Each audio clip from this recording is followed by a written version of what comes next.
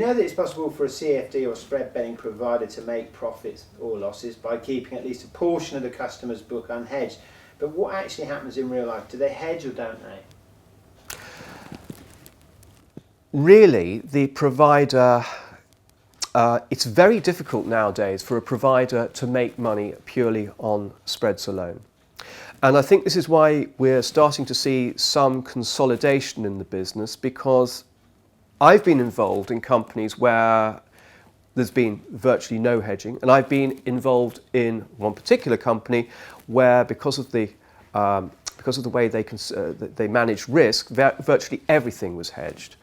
And the honest truth is now, because of the way the tax situation is, that you can't hope to be profitable by hedging all your clients' positions and just taking the spread on them. Now, I can expand on that a bit more. Well, I've had experience of working for companies that don't tend to hedge and that do hedge everything, and it is very, very difficult for a company nowadays, with the way the industry is taxed, for a company to make money purely on the spread. I mean, there's two aspects of that. It's not just the taxation aspect; it's also the fact that spreads are so tight. So spread betting companies make money on the spread.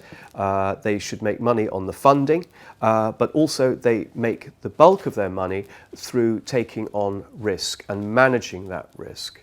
Now, the risk can be managed for very short periods of time, or it can be managed over a long period of time. So it just depends. I mean, you might get some companies who decide to close out their risk overnight, for instance, rather than running it. Others will have a risk profile across various asset classes and just keep that running permanently and hedge or hedge if they get outside their risk parameters.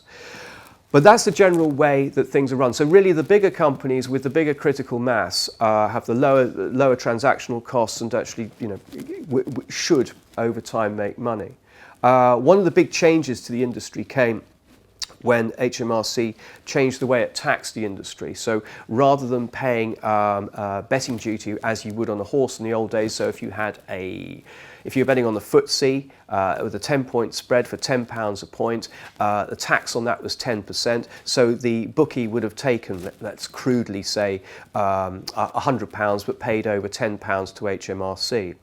Now the way things are done is any time the bookmaker, the spread bettor, makes money, it is assumed that the client has lost money, and the bookmaker pays a percentage of what he's made. So basically, if you are hedging everything, if a bookmaker's hedging everything, he's going to hope that his customers are making money, because then he's not paying tax. But as soon as his customers start to lose money, then the bookmaker's losing money on his hedge. He's not making any money on his customers because they are fully hedged. And worse than that, of course, because the customers are losing money, the bookmaker is considered to be making that money, and he's going to be asked for tax on that basis. So, you don't want to be fully hedged.